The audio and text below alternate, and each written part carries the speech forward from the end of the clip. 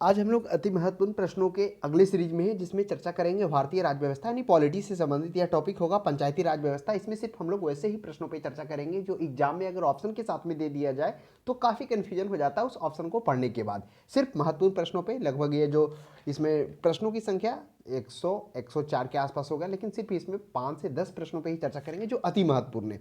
तो आइए हम लोग पहला प्रश्न देखते हैं। पहला प्रश्न कर रहा है पंचायती राज व्यवस्था से कि भारतीय संविधान के किस भाग में पंचायती राज से संबंधित प्रावधान किया गया है। ऑप्शन में है भाग 6 में, भाग 7 में, भाग 8 में, भाग 9 में। आपको पता होगा कि भारतीय संविधान के भाग 9 में क्या किया गया, पंचायती राज से संबंधित चर्चा किया गया है। यानी 73वां संविधान संशोधन 1992 के द्वारा मूल संविधान में पंचायती राज से संबंधित विभिन्न अनुबंधों को समाहित किया गया, जिसमें 243 ए से लेकर ओ तक आपको देखने को मिल जाएगा। फिर हम लोग तीसरा प्रश्न देखते हैं। संविधान के किस भाग में ग्राम पंचायतों की स्थापना की बात की गई है।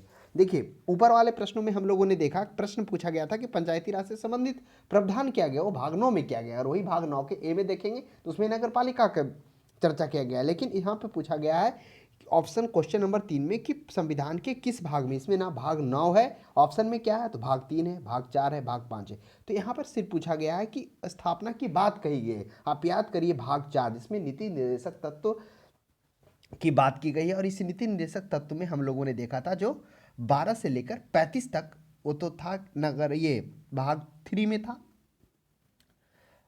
ये था मौलिक अधिकार था। और भाग 4 में अगर आप देखेंगे तो 35 के बाद 36 से लेकर 51 तक क्या किया गया, नीति निर्देशक तत्व की चर्चा की गई। उसी में से अनुच्छेद 40 में कहा गया है कि राज्य क्या करेगा, अपने सामर्थ्य के अनुसार नगर पंचायत यानी कि ग्राम पंचायत की स्थापना करेगा। तो वो हो जाएगा ऑप्शन नंबर बी हो जाएगा, जो भाग 4 लिखा हुआ है। नेक्स्ट प्रश्न हम लोग देखेंगे 6 में करा पंचायती राज प्रणाली किस पर आधारित है।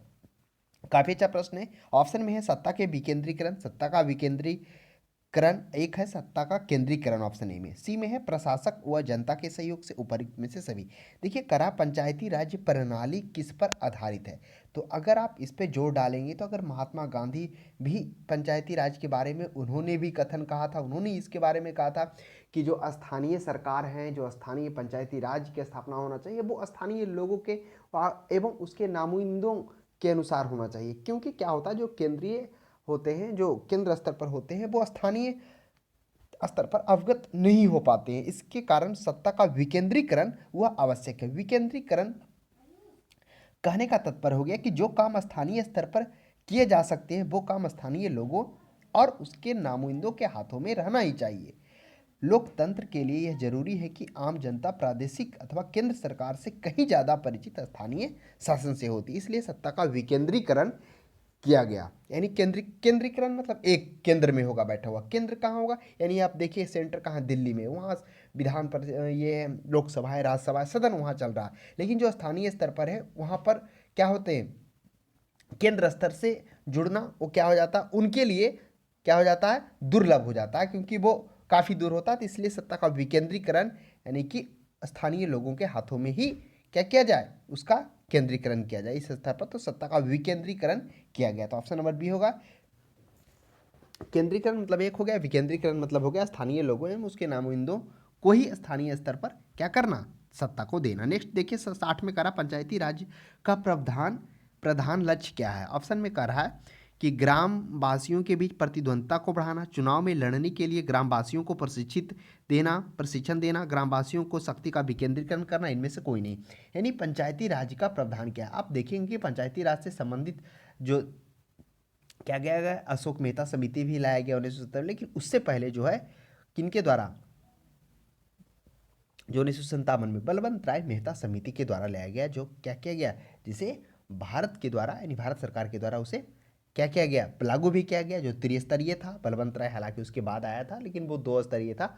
वह ग्राम स्तर पर ग्राम सभा को हटाकर उसके जगह पर ग्राम मंडल कर स्थापना, इसमें 15 से 20 गाँव होने की बात कही थी। लेकिन यहाँ पर देखिए कह रहा है कि प्रधान लक्ष्य क्या होता है, तो प्रधान लक्ष्य है ग्रामवासियों के बीच प्रतिद्वंदता को बढ़ाना, बिल्कुल नहीं। चुनाव में लड़ने के लिए ग्रामवासियों को प्रशिक्षण देना, ऐसा भी नहीं है। ग्रामवासियों के शक्ति का विकेंद्रीकरण, यही किया गया विकेंद्रीकरण। देखिए, विकेंद्रीकरण का अर्थ ही हो गया कि जो काम स्थानीय स्तर पर किए जा सकते हैं वो काम स्थानीय लोगों में, उसके नामिंदों के हाथों में ही होना चाहिए। इसी के आधार पर इस पर महात्मा गांधी ने भी कहा था एवं अन्य जवाहरलाल नेहरू ने भी इस पर अपना वक्तव्य दिया था। तो भारत की आज़ादी का मतलब होना चाहिए कि समूचे भारत का ही आज़ादी। आज़ादी की शुरुआत सबसे नीचे से होनी चाहिए। इस तरह गांव एक गणराज्य होगा, जिसमें कहा गया था कि विकेंद्रीकरण क्यों किया गया, और इसका मतलब यह हुआ कि गांव को आत्मनिर्भर और अपने मामलों में खुद निपटाने के काबिलियत क्या होना पड़ेगा, इसलिए ग्रामवासियों के शक्ति का विकेंद्रीकरण किया गया। तो ऑप्शन एक ऊपर में भी आया था कि किस पर आधारित था, तो वह था विकेंद्रीकरण पर। तो ग्रामवासियों का विकेंद्रीकरण हो जाएगा। पंचायती राज का मुख्य प्रधान लक्ष्य यही है। पंचायती राज का मुख्य उद्देश्य ये आप बिल्कुल बना लेंगे। आगे हम लोग देखते हैं 73वां, देखिए आ गया। देखिए 73वां संविधान संशोधन कौन सी अनुसूची में जोड़ा गया था, तो 73वां संविधान संशोधन हुआ 1992 में हुआ था। और किस अनुसूची में जोड़ा गया था, हुआ 11वीं अनुसूची में जोड़ा गया था। आप ये ध्यान में रखेंगे। ऑप्शन में है 10वीं, 11वीं और 12वीं भी है। तो इन प्रश्नों को आप देखते हुए चलेंगे। आगे हम लोग देखते हैं 14 के बाद 15। हम लोग सिर्फ महत्वपूर्ण प्रश्नों पर चर्चा कर रहे हैं। 16 में देखिए क्या करा है। 73वें संविधान संशोधन के अनुसार पंचायती राज संस्थाओं में अध्यक्ष के कम से कम कितने पद पर महिलाओं आरक्षित किए गए थे। देखिए प्रश्न करा 73वां संविधान संशोधन। याद करिए 73वां संविधान संशोधन कब होता है, वह होता है 1992 में। और जब इसमें 92 में होता है तब इसको क्या कहता है, पंचायती राज से संबंधित विभिन्न अनुबंध क्या कहते हैं, यानी संविधान संशोधन के तहत क्या कहते हैं, भारतीय संविधान में शामिल किए जाते हैं। जिसमें से क्या कहेगा, महिलाओं के लिए जो आरक्षित किया गया था वह 1/3 यानी 33% किया गया था। हालांकि बाद में फिर इसे केंद्र सरकार भी बढ़ा देती है और स्थानीय सरकार भी इसे बढ़ाकर 55% कर देती है। आपको आगे देखेंगे कि बिहार, एमपी और उत्तराखंड में महिलाओं को 55% यानी 50% महिलाओं को आरक्षण किया गया। नेक्स्ट है 19 में 73वां संविधान संशोधन द्वारा पंचायती राज संस्थाओं के लिए किस तरह चुनाव का प्रावधान किया गया था। काफी अच्छा प्रश्न है। ऑप्शन में प्रत्यक्ष एवं गुप्त मतदान, अप्रत्यक्ष मतदान, गुप्त मतदान, खुला। देखिए आप सोचिए कि जो ग्राम स्तर पर, जो ग्राम पंचायत में जो चुनाव होता है, अगर आप गांव से बिलोंग कर रहे होंगे तो बिल्कुल आप इसी से परिचित होंगे कि वहां पर जो मतदान होता है वह क्या होता है, प्रत्यक्ष तो होता है। प्रत्यक्ष का मतलब जिसमें जनता सीधे रूप से भाग लेती है। अप्रत्यक्ष का मतलब जिसमें जनता के द्वारा चुने हुए प्रतिनिधि, जैसे राज्यसभा में क्या हो जाता है कि जनता द्वारा पूछे हुए प्रतिनिधि क्या करते हैं, उसमें भाग लेते हैं, चाहे वो विधान परिषद में ही क्यों ना हो, तो वो अप्रत्यक्ष हो गया। तो यहाँ पर जनता प्रत्यक्ष भाग लेता है। अब गुप्त मतदान, अब इसमें क्या हो जाता है कि गुप्त मतदान होता है। इसमें जो व्यक्ति मतदान करता है सिर्फ उसी को पता रहता है वह किसे मतदान किया है। तो यानी गुप्त मतदान, ये ऑप्शन नंबर 1 प्रावधान होगा। क्या यह सिर्फ पंचायती राज में होता है? बिल्कुल नहीं। आप आगे देखेंगे विधानसभा, विधान परिषद यानी कि अन्य जो भी ऊपर हैं उस सभी में ये क्या हो जाता है, इस प्रकार का गुप्त मतदान किया जाता है, चाहे वो संसद का चुनाव हो, चाहे वो विधानमंडल का चुनाव हो। आगे हम लोग देखते हैं 24 में कह रहा है भारत में पंचायती राज के प्रबल समर्थक कौन थे। काफी अच्छा प्रश्न। ऑप्शन में है महात्मा गांधी, सिद्धराज ढड्डा, राजीव गांधी, उपर्युक्त में से सभी। देखिए हमने अभी चर्चा किया कि महात्मा गांधी ने भी सत्ता का विकेंद्रीकरण पे काफी बल दिया। उन्होंने इस चीज पर मुख्य रूप से क्या किया, अवगत करवाया कि भारत के आज़ादी का मतलब होना चाहिए कि समूचे भारत की आज़ादी। आज़ादी की शुरुआत सबसे नीचे से होनी चाहिए। इस तरह हर गांव एक गणराज्य होगा। इसमें से ये बात किए थे, इसमें सुझाव दिया गया था कि नीचे स्तर से होने का मतलब है कि हर गांव एक गणराज्य होगा। इसका मतलब है कि हर गांव को को आत्मनिर्भर और अपने मामले में खुद निपटाने का काबिलियत होना पड़ेगा। तो इसीलिए क्या कहें, सत्ता का विकेंद्रीकरण किया गया। इसमें महात्मा गांधी उपस्थित थे, सिद्धराज चड्डा भी थे, राजीव गांधी थे, उपर्युक्त में से सभी हो जाएगा। 25 में देखिए पंचायती राज संस्थाओं में महिलाओं तथा दुर्बल वर्गों के अधिक प्रतिनिधित्व के समर्थक कौन थे। कह रहा पंचायती राज में जो महिलाओं और दुर्बल वर्ग, देखिए इसके लिए जो अधिक प्रतिनिधित्व और समर्थक थे वो राजीव गांधी थे। ऑप्शन नंबर डी इसका पर्याप्त हो जाएगा। कुछ लोग तो शायद वो ऑप्शन महात्मा गांधी होता तो सोचते हैं, लेकिन राजीव गांधी है, तो बिल्कुल डी नंबर होगा। आगे प्रश्न हम लोग देखते हैं 30 में देखिए भारत में पंचायती राज का प्रारंभ किया गया था। काफी अच्छा प्रश्न है। हम लोग सिर्फ वैसे ही प्रश्न पे चर्चा करें जो महत्वपूर्ण है। काफी अच्छा प्रश्न है। कई बार कोई भी वनडे एग्जाम हो आप देखेंगे यह प्रश्न अक्सर पूछा जाने वाला। अवगत आशा करते हैं कि आप लोग इस प्रश्न से अवगत हो गई होंगे। वह 1959 में किया गया था। 2 अक्टूबर 1959 के राजस्थान के नागौर में सबसे पहले। ठीक इसके कितने दिन बाद, 9 दिन बाद, 9 2 11 हो गया। 11 अक्टूबर को आंध्र प्रदेश के महबूबा में दूसरा पंचायती राज बना था। तो दोनों ही याद रखेंगे, प्रश्न पूछा जाता है। आगे हम लोग देखते हैं प्रश्नों की संख्या है 37 में। सामुदायिक विकास कार्यक्रम का सार क्या है। काफी अच्छा प्रश्न है। देखिए सामुदायिक विकास यानी समुदाय का विकास कार्यक्रम का सार क्या है। क्या सड़कों का निर्माण करना है, क्या परिवार नियोजन करना है, लोक भागीदारी करना, सिंचाई। सामुदायिक विकास कार्यक्रम का सार ही हो गया लोक भागीदारी, यानी लोगों की उसमें भागीदारी को सुनिश्चित करना। देखिए और 36 में प्रश्न, देखिए ऊपर प्रश्न, देश में ग्रामीण क्षेत्र के सामाजिक एवं सांस्कृतिक उत्थान के लिए सामुदायिक विकास कार्यक्रम का प्रारंभ किया गया था, वह 2 अक्टूबर 1952 को किया गया था, जवाहरलाल नेहरू के शासनकाल में किया गया था। काफ़ी अच्छा प्रश्न है। तो वही कर रहा है कि जो सामुदायिक विकास कार्यक्रम का सार क्या था कि लोगों की भागीदारी, जितने लोग इसमें भागीदारी करेंगे, बढ़ चढ़कर हिस्सा लेंगे, उतना ही क्या होगा, वह सही होगा। भारत, अगला प्रश्न 38 में देखते हैं, भारत सरकार द्वारा सामुदायिक विकास योजना की शुरुआत की गई 2 अक्टूबर। अब देखिए प्रश्न आ गया सामुदायिक विकास योजना, तो देखिए ऑप्शन में 1952 भी है, 1953 भी है। हाँ, मतलब जो शुरुआत हो गया था वह 2 अक्टूबर 1953 से यह शुरुआत हो गया था। अगर प्रश्न पूछ दिया जाए, देखिए ऑप्शन में है प्रारंभ कब किया गया था, तो वह क्या है, देश में सामाजिक एवं सांस्कृतिक उत्थान के लिए सामाजिक विकास कार्यक्रम, तो वह 2 अक्टूबर 1952 को होगा। यहाँ पर सामुदायिक विकास क्रम योजना की शुरुआत तो मेरे अनुसार तो 52 ही होना चाहिए, है ना। आप एक बार इस प्रश्न का आप देख लेंगे और कमेंट बॉक्स में इसका उत्तर हमें सुझाव करेंगे क्या उपयुक्त होना चाहिए, क्योंकि यह बीपीएससी 99 में पूछा भी गया है। 38 प्रश्न है, देख लेंगे। नेक्स्ट प्रश्न आप देखते हैं 39, 38 के बाद 45 है। 45 में करा पंचायती राज से संबंधित निम्नलिखित कथनों में से सही नहीं है। यहाँ पे चुना है कि पंचायती राज से संबंधित सही नहीं है। पहला है पंचायती राज व्यवस्था भारतीय ग्रामीण जीवन युगों का एक अभिन्न अंग है, बिल्कुल यह तो हमें पर्याप्त लग रहा है। आगे बढ़ते हैं, 73वां संविधान संशोधन 15 अगस्त 1993 को प्रभावी हुआ, ये थोड़ा डाउट लग रहा है। आपको पता होना चाहिए 73वां संविधान संशोधन वह 1992 में हुआ था, जिसमें क्या किया गया था, इस संविधान संशोधन के तहत पंचायती राज को क्या किया गया था, पंचायती राज में जो विभिन्न अनुबंध थे उसको समाहित किया गया था। तो ये थोड़ा डाउट है। चलिए आगे देखते हैं, यह एक त्रिस्तरीय जैविकीय रूप से जुड़ी संरचना है, बिल्कुल सही बात है। यह त्रिस्तरीय, हमने देखा कि पंचायती राज जो प्रणाली है उसको अपनाया गया था, वह बलवंत राय मेहता समिति के द्वारा जो सुझाव दिया गया था, त्रिस्तरीय, ग्राम स्तर पर ग्राम पंचायत, मध्य स्तर पर यानी कि पंचायत स्तर पर पंचायत समिति और जिला स्तर पर जिला परिषद, इसलिए ये 3 त्रिस्तरीय सुझाव है जैविक जुड़ी, ये बिल्कुल पर्याप्त है। 4 में देखिए, भारतीय संविधान के अनुच्छेद 243 जी इसके महत्व को बढ़ाता है, यह भी सही है। हमने देखा था कि 243 के ए से लेकर ओ तक इसमें विभिन्न अनुबंधों को जिसमें पंचायत समिति के बारे में कहा गया है, तो ए सी डी तो सही है, बी ही है जो गलत है, क्योंकि जो 73वां संविधान संशोधन होता है वह 1992 में होता है, इसमें 29 विषयों को शामिल किया जाता है। आगे 47 में देखेंगे, बलवंत राय मेहता समिति ने किसको अधिक शक्तिशाली बनाने का सुझाव दिया था। देखिए अभी हम लोग चर्चा कर रहे थे कि बलवंत राय मेहता समिति पंचायती राज व्यवस्था को 3 स्तर में बांटने का काम किया और इसे अपनाया भी गया था। क्या था, ग्राम स्तर पर ग्राम पंचायत को इन्होंने ग्राम स्तर पर ग्राम पंचायत और पंचायत मध्यम स्तर पर यानी कि दूसरे स्तर पर पंचायत समिति का इन्होंने सुझाव दिया, जो पंचायत समिति ग्रामीण और जिला के बीच के मध्य कड़ी होती है, यानी एक तरह से यह कहिए राज्य सरकार का यह एक प्रतिनिधित्व के रूप में भी काम करती है, जो एक तरह से प्राधिकार, आप देखेंगे एक प्रशासनिक प्राधिकार के रूप में कार्य करेगा पंचायत समिति। और थर्ड जो था उच्चतम स्तर पर जिला परिषद था। तो बलवंत राय मेहता समिति ने किसको अधिक शक्तिशाली बनाने का, देखिए ऑप्शन में है ग्राम सभा, ग्राम, यहाँ पे आप कंफ्यूज करेंगे क्योंकि तीनों है त्रिस्तरीय प्रणाली, लेकिन इसमें से जो बल वो दिए थे किससे शक्तिशाली अधिक बनाने का सुझाव दिए थे, काफ़ी अच्छा प्रश्न है, तो वह पंचायत समिति को है। तो इस प्रश्न का सही जवाब हो जाएगा पंचायत समिति हो जाएगा। आप ध्यान में रखेंगे, पंचायत समिति के बारे में हम लोगों ने चर्चा भी किया था कि पंचायत समिति क्या होता है, वह एक तरह से प्रशासनिक प्राधिकार के रूप में कार्य भी करता है, जो आगे पर चर्चा करेंगे हम लोग।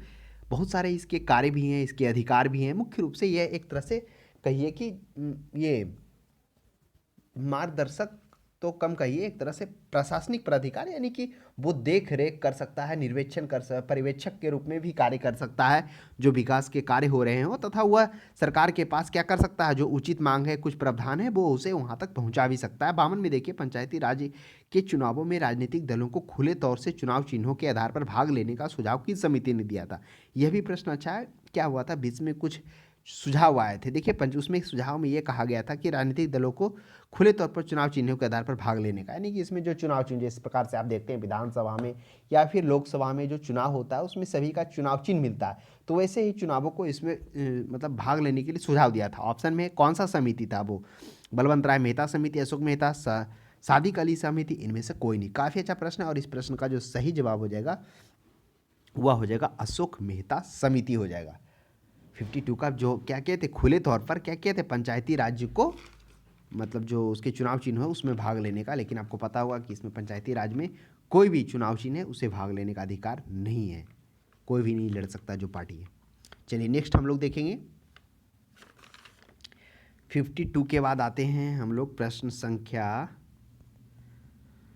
63 में आते हैं। 63 में करा पंचायती राज्य की आधारशिला क्या है। देखिए काफ़ी अच्छा प्रश्न है। ऑप्शन में है ग्राम सभा है, ग्राम पंचायत है, पंचायत समिति, जिला परिषद।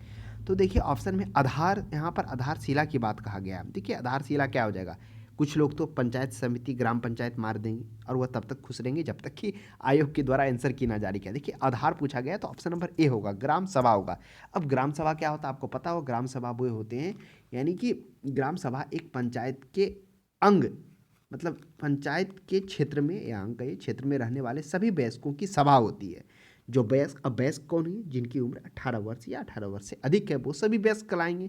तो वही हो गया ग्राम सभा, एक पंचायत के क्षेत्र में रहने वाले सभी वयस्कों की सभा होती है। उसके सिर्फ एक गांव हो या यानी उसमें जो है एक गांव हुआ या एक से अधिक गांव भी हो सकता है, तो वही होता है आधारशिला ग्राम सभा। क्योंकि यही जो होते हैं वो ग्राम पंचायती राज्य का जो चुनाव होता है उसमें वो भाग लेते हैं, तो आधार तो ग्राम सभा ही हो गया। नेक्स्ट हम लोग देखते हैं, देखिए अच्छा प्रश्न है। पंचायती राज के देखिए ऊपर में है ना, पंचायती राज संस्थाओं में उच्चतम स्तर पर कौन है।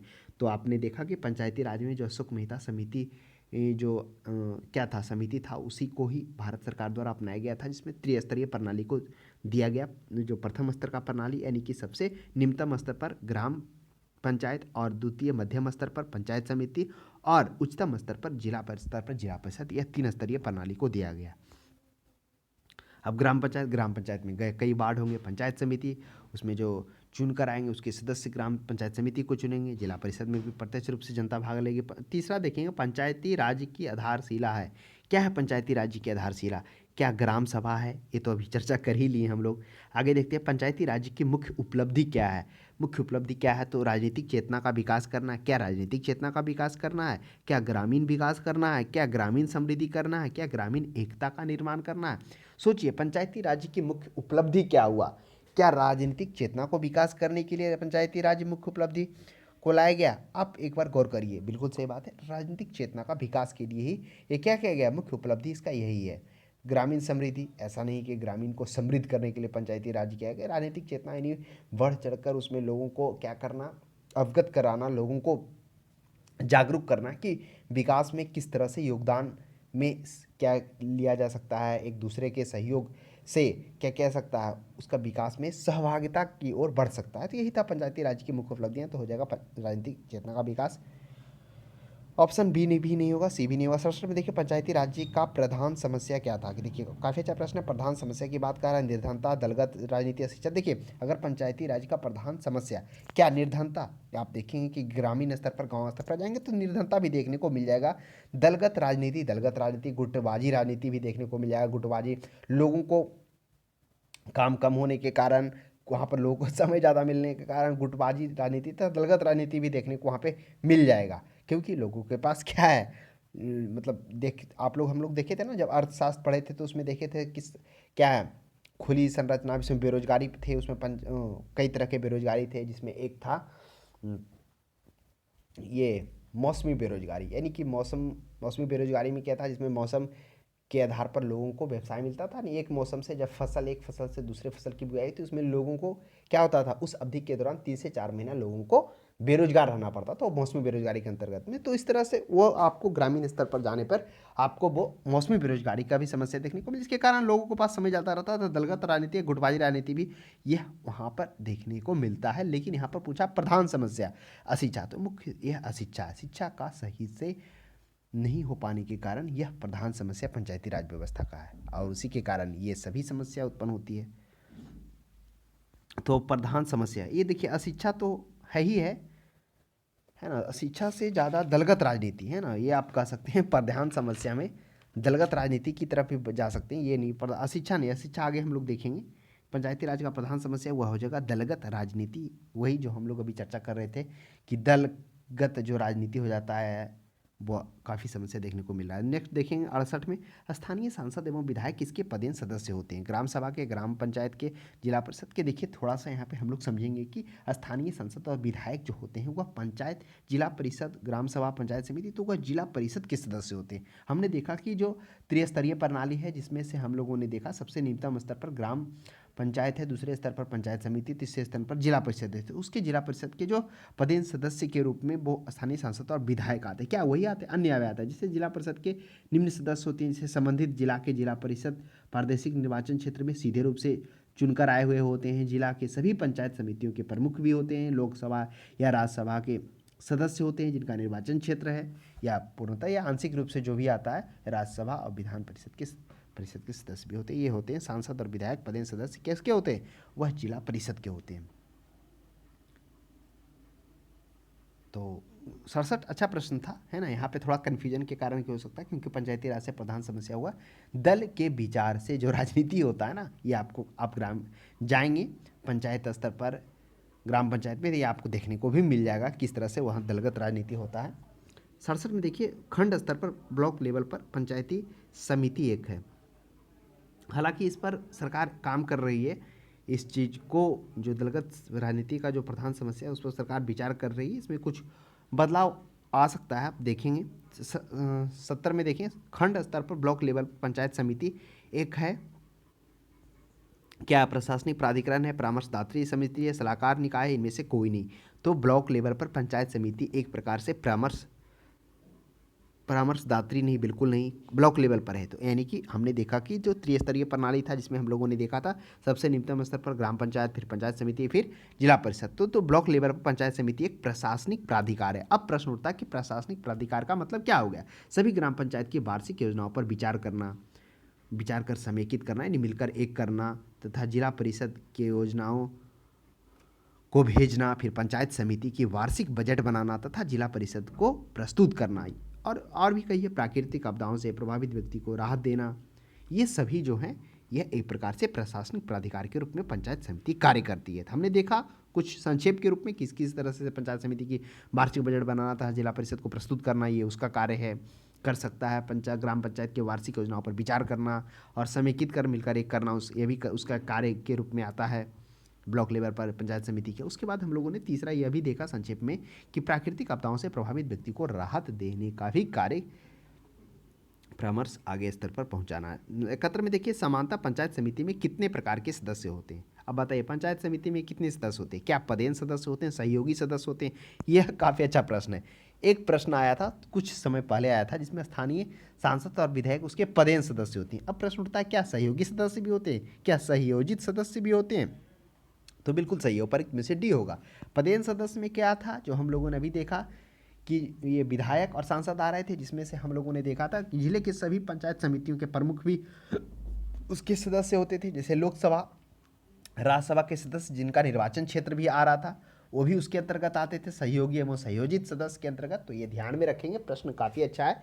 2-3 तरीके से पूछा जा सकता है कि सहयोगी सदस्य, पदेश में स्थानीय सांसद, विधायक, सांसद लोकसभा से चुना कर आ गया, विधायक विधानसभा से चुना आ गया, सहयोगी में हम लोगों ने देख लिया कि जिला परिषद के प्रादेशिक निर्वाचन क्षेत्र के सीधे चुनकर आते हैं इसमें। नेक्स्ट हम लोग देखते हैं 72 के बाद आते हैं 74 में, पंचायतों के द्वारा कौन सा कर वसूला जाता है? बताइए। ऑप्शन में है स्थानीय मेलों का कर, बिक्री कर, भू राजस्व कर, सीमा कर। ये तो सीमा कर हो गया आपका, किस में आ जाएगा? आपको केंद्र सूची में आ जाएगा, केंद्र कर में आएगा, भू राजस्व कर भी आ जाएगा।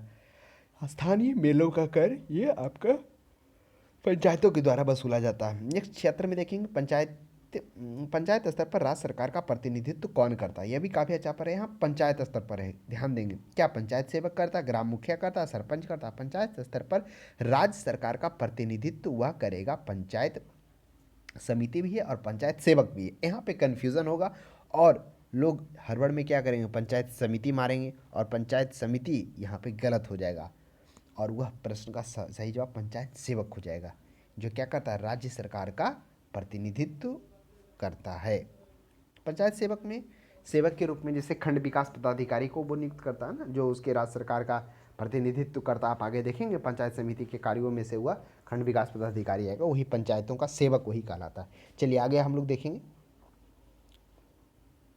76 के बाद आ जाइए हम लोग 80 में। देखिए पंचायती राज के कार्य क्षेत्र में नहीं आता। क्या कार्य क्षेत्र में नहीं आता? ये भी प्रश्न काफ़ी आसान है। ग्रामीण सड़क है, ग्रामोद्योग है, कृषि उत्पादन है, माध्यमिक शिक्षा है। देखिए ग्रामीण की जो सड़कें हैं वो पंचायती राज्य के कार्य क्षेत्र में आता है, ग्रामोद्योग भी आता है, कृषि का उत्पादन भी आता है, लेकिन माध्यमिक शिक्षा जिसे हम लोग माध्यमिक शिक्षा कहते हैं यानी मिडिल स्कूल के बाद जो शिक्षा होता है 9-10 का, वो उसके अंडर में नहीं आता है। हाँ माध्यमिक शिक्षा कहिए, ये माध्यमिक के नीचे प्राइमरी शिक्षा कहिए, वो कुछ पार्ट उसके अंतर्गत में आता है। और 81 में देखिए पंचायती राज संस्थान के अधिकतम आय का स्रोत क्या है?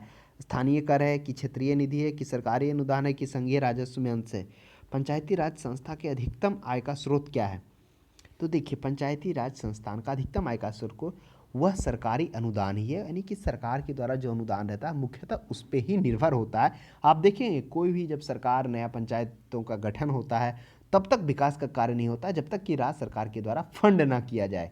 तो मुख्य रूप से सरकारी अनुदान पे ही वो आधारित होता है। ये बिल्कुल आप प्रत्यक्ष प्रत्यक्ष दोनों रूप से अनुभव कर सकते हैं। 82-83 में देखिए पंचायत समिति के प्रशासन का प्रबंधन एक सरकारी अधिकारी होता है जिसे क्या कहते हैं? आ गया ना पंचायत समिति के प्रशासन का प्रबंधन, जिसे हम लोगों ने देखा पंचायत स्तर पर राज्य सरकार का प्रतिनिधित्व के रूप में पंचायत सेवक के रूप में खंड विकास पदाधिकारी से बीडीओ कहते हैं, ब्लॉक डेवलपमेंट ऑफिसर के रूप में आ जाता है। तो यही होता है, इसके 2-3 पार्ट वहाँ पे बांटे हुए हैं, बीडीओ एसडीओ। तो इस प्रकार के खंड विकास पदाधिकारी आप कहिए ये होते हैं। पंचायती राज त्रिसोपान प्रणाली का प्राथमिक भाग क्या है? देखिए त्रिसोपान का मतलब त्रिस्तरीय प्रणाली, जो बलवंत राय मेहता के द्वारा 1957 में दिया गया था। तो इसमें क्या गया था? सबसे निम्नतम स्तर पर पहला स्तर जो था ग्राम पंचायत था, दूसरा स्तर पंचायत समिति था, तीसरा जिला परिषद था। तो यहाँ पर प्राथमिक अंग है तो वह ग्राम पंचायत हो जाएगा। नेक्स्ट देख लेते हैं 87 में पंचायत समिति के सदस्य कौन होते हैं। अब देखिए पंचायत समिति के सदस्य की बात कही गई है। हम लोगों ने ऊपर देखा था कि जो स्थानीय सांसद और विधायक किसके पदेन सदस्य होते हैं, तो वह जिला परिषद के थे। जिला परिषद के बारे में हम लोगों ने देखा पदेन सदस्य, सहयोगी सदस्य और सह सहयोगी करके इस तरह से 2-3 स्तर के सदस्य थे। लेकिन यहाँ पंचायत समिति के सदस्य की बात कर रहे हैं, कौन होगा? खंड विकास पदाधिकारी द्वारा मनोनीत किए जाते हैं क्या? ऐसा है? ऐसा तो लग नहीं रहा। आगे पढ़ते हैं ऑप्शन में, जिला पंचायत अध्यक्ष द्वारा मनोनीत किए जाते हैं क्या? जिला पंचायत होते हैं जो अध्यक्ष, जिला पंचायत अध्यक्ष द्वारा मनोनीत किए जाते हैं पंचायत समिति के सदस्य, ऐसा भी नहीं। आगे बढ़िए, प्रत्यक्ष रूप से जनता द्वारा निर्वाचित किए जाते हैं। ग्राम पंचायत के सदस्यों द्वारा अप्रत्यक्ष रूप से निर्वाचित किया जाते हैं। जो पंचायत समिति के जो सदस्य होते हैं वो कौन होते हैं? आप याद करिए, वह पंचायत समिति के सदस्य होते हैं जो वार्ड मेंबर, यानी वार्ड मेंबर जो होते हैं पंचायत समिति को चुनने में उनकी भी भूमिका आती है। तो वह जो चुने हुए जाते हैं जनता के द्वारा, प्रत्यक्ष रूप से चुने हुए जाते हैं, प्रत्यक्ष रूप से जनता के द्वारा जो निर्वाचित किए जाते हैं वही पंचायत समिति के सदस्य के रूप में होते हैं। ये बात आप ध्यान में रखेंगे। इसमें जनता प्रत्यक्ष रूप से ना चुन पाती, उनके द्वारा चुने प्रतिनिधि उसमें भाग लेते हैं। 90 में देखिए एक विकास खंड पर पंचायत समिति होता है। तो एक विकास खंड पर पंचायत समिति क्या होता है? एक सलाहकार समिति होता है, परामर्शदाता। देखिए प्रशासनिक प्राधिकार ही होता है। प्रशासनिक पदाधिकार कहने का मतलब वास्तव में पंचायती राज व्यवस्था में पंचायत का प्रशासन की धारा से जो संगम पंचायत समिति स्तर पर ही होता है। पंचायत एक तरह से उसी स्तर पर प्रशासन से रूबरू होता है। प्रमुख वास्तव में एक क्या होता है, यानी कि गुप्त लीडर की भूमिका निभाता है। प्रमुख पंचायती राज के प्रशासन से जो तालमेल बिठाने में अहम भूमिका अदा करता है कौन? पंचायत, ये खंड विकास पदाधिकारी। तो यही करा, ये एक विकास खंड पर पंचायत समिति एक प्रशासकीय अधिकार होता है, जिसमें से हम लोगों ने देखा था प्रशासकीय अधिकार में आप गौर करिए, जिसमें हम लोग चर्चा किए थे कि किस तरह से पंचायत समिति की वार्षिक बजट बनाना तथा जिला परिषद के में प्रस्तुत भी करना, प्राकृतिक आपदाओं से प्रभावित व्यक्ति को राहत देना, ये कुछ संक्षेप में हम लोगों ने विचार किया था कि ये सभी उसके अंडर में आता है। तो एक तरह से प्रशासनिक प्राधिकार के रूप में होता है। चलिए 104 में देख लेते हैं हम लोग, निम्नलिखित में से क्या प्रत्यक्ष लोकतंत्र का उदाहरण है? तो प्रत्यक्ष लोकतंत्र का उदाहरण है क्या है? ग्राम सभा है, जिसमें प्रत्यक्ष रूप से जनता भाग लेती है। आप सोच लीजिए, ग्राम सभा, नगर पंचायत, जिला पंचायत, ग्राम पंचायत। तो इस प्रश्न को तो कुछ लोग ग्राम सभा मारेंगे, लेकिन यहाँ पर थोड़ा केयर करना, नगर ग्राम पंचायत होगा। ग्राम पंचायत जिसमें हम लोगों ने त्रिस्तरीय प्रणाली है, सबसे निम्नतम स्तर का प्रणाली, यानी कि सबसे पहला जो प्रणाली ग्राम पंचायत आता है, मध्यवर्ती स्तर का पंचायत समिति आता है, और तृतीय प्रणाली जो उच्चतम स्तर का होता है जिला परिषद आता है। इसमें ग्राम पंचायत में क्या होता है, ग्राम सभा के जो भी सदस्य होते हैं वो भाग लेते हैं, सीधे जनता द्वारा होता है। फिर तीसरा में देखिए 103 में ग्राम पंचायतों की आय का साधन कौन सा नहीं है, कौन सा ग्राम पंचायत के आय का साधन नहीं है। अब ग्राम पंचायत में जैसे पंचायत समिति के जो क्षेत्र में आता है वो क्या कार्य होता है, जो त्रिस्तरीय प्रणाली है जिस तरह से उसका जो क्या होता है जो चलता है, उसमें से जो आय का साधन है कौन नहीं है, क्या क्या उसके अधिकार दिए गए हैं, किस तरह से वो आय को कलेक्ट कर सकता है। तो कृषि आय पर कर लगा सकता है। चलिए आगे पढ़िए। संपत्ति, जानवर पर, वाहन पर, जानवर वाहन पर लगा सकता है। ऐच्छिक दान या उपहार, राज्य सरकार द्वारा दिए गए अनुदान। तो कृषि आय पर देखिए, कृषि आय पर कर जो है वह ये पंचायत तो ग्राम पंचायत के अंडर में नहीं आता। वो आपने देखा कि अभी हाल ही में कृषि पर जो टैक्स लागू हुआ था उसमें काफ़ी आंदोलन हुआ था, खासकर पंजाब और अन्य उस क्षेत्र के उत्तर पूर्वी क्षेत्रों के किसानों ने बढ़ चढ़ कर हिस्सा लिया था। आखिर में सरकार को वापस लेना पड़ा। तो ये आप बिल्कुल आप ऐसे ही ऑप्शन पढ़ेंगे, अगर आप ध्यान में रहेगा तो आप इसको रिमूव करेंगे, बाकी पर वो ग्राम पंचायतों के द्वारा कर लगाया जा सकता है। चलिए आगे बढ़ते हैं। 100वें भारत में प्रत्यक्ष लोकतंत्र का उदाहरण क्या है? ऑप्शन पढ़िए। जिला पंचायत, नगर पंचायत, क्षेत्र पंचायत, ग्राम सभा। तो जिला पंचायत है, अब यहाँ पर विचार करिए थोड़ा सा। जिला पंचायत जिला स्तर पर हो रहा है, नगर पंचायत नगर स्तर पर हो रहा है। हालांकि अब नगर पंचायत में बदलाव किया गया, जिसमें प्रत्यक्ष रूप से भाग होता है, वो 2023 से ये प्रावधान लागू हुआ, जिसमें से इलेक्शन हुआ। तो इस पर तो चलिए आगे इसमें पढ़ते हैं। क्षेत्र पंचायत, ग्राम सभा। तो प्रत्यक्ष लोकतंत्र का उदाहरण है ग्राम सभा है। क्यों है? क्योंकि ग्राम सभा वो सभी 18 वर्ष से जो 18 वर्ष या उससे अधिक जितने भी वयस्क हैं वो ग्राम सभा के सदस्य होते हैं, जिसमें एक या एक से अधिक गांव भी उसमें हो सकता है। तो वो प्रत्यक्ष लोकतंत्र के उदाहरण है, क्योंकि वो व्यक्ति वहाँ पर भाग लेते हैं किसमें? प्रत्यक्ष लोकतंत्र में, और वो अपना वोटिंग करते हैं। इसलिए ग्राम सभा इस प्रश्न का सही जवाब हो जाएगा, ना कि जिला पंचायत, ना कि नगर पंचायत, ना कि क्षेत्र पंचायत। नगर पंचायत के बारे में चर्चा थोड़ा हम लोगों ने कर दिया कि अब क्या बदलाव हुआ है कि नगर पंचायत वाले इलेक्शन में जनता प्रत्यक्ष रूप से भाग लेने का प्रावधान किया गया 2023 से। 58 में भारत में पंचायती राज व्यवस्था का वास्तुकार किसे कहा जाता है? वह कहा जाता है बलवंत राय मेहता। क्यों? क्योंकि इनके द्वारा जो त्रिस्तरीय प्रणाली दिया गया था 1957 में, उसे अपनाया गया। हालांकि इसके बाद अशोक मेहता समिति भी लाया गया था, जिसमें 2 मंडल था, जिसमें पंचायती मंडल, जिसमें 15 से 20 गाँव को शामिल किया गया था, और एक जिला स्तर पर यानी कि निम्नतम स्तर पर जो ग्राम पंचायत से हटाने की बात कहा गया था वह अशोक मेहता में। लेकिन यहाँ पर जो पंचायती राज व्यवस्था जिसे भारत सरकार ने अपनाया, जिसे भारत में लागू है, वह बलवंत राय मेहता समिति 1957 में। 97 में देखिए 73वां संविधान संशोधन का भी पालन करने वाला राज्य कौन सा है? सबसे पहले आपको पता होगा 73वां संविधान संशोधन का पालन राजस्थान 2 अक्टूबर 1959 को राजस्थान के नागौर जिलों में क्या गया था? पंचायती राज व्यवस्था को अपनाया गया था। ठीक उसके 9 दिन बाद 11 अक्टूबर 1959 को आंध्र प्रदेश के महबूबा जिले में अपनाया गया था। उसके बाद फिर हालांकि तमिलनाडु भी आता है। 92 में देखिए भारत में पहला नगर निगम कहाँ स्थापित किया गया था? ना नगर पंचायत है, ना पंचायत समिति, नगर निगम की बात कही, वो चेन्नई। आ जाइए नीचे वाले दक्षिणी क्षेत्र में, आपको चेन्नई मिलेगा जहाँ नगर निगम स्थापित किया गया था। एक पंचायत अगर भंग होता है तो कितनी अवधि के अंदर निर्वाचन? 6 माह। आप अगर ऊपर भी देखेंगे उपचुनाव भी करवाना हो, कोई अगर किसी का देहांत हो गया हो या फिर पद से इस्तीफा दे दिया हो या अन्य कारणवश वो पद से हट गया हो, तो उसे 6 माह के अंदर में विधान मंडल में भी चुनाव कराना आवश्यक है, संसद में भी। तीनों पर 6 माह का ही अवधि रखा गया, इसमें कन्फ्यूजन नहीं होना है। तो ये था कुछ महत्वपूर्ण प्रश्न जो हम लोगों ने पंचायत समिति से चर्चा किया। आगे हम लोग नेक्स्ट सीरीज में मिलते हैं।